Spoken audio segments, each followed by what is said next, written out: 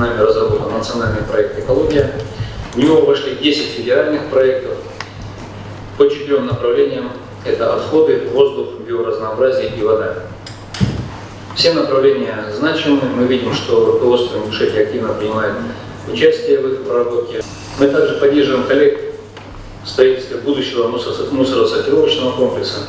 Работа крайне важна, учитывая переход страны с 1 января 2019 года на новую систему управления отходами. Самое главное, я хочу подчеркнуть на опыте Ингушетии, то, что вчера казалось нереализуемыми проектами, сегодня это спокойно решается.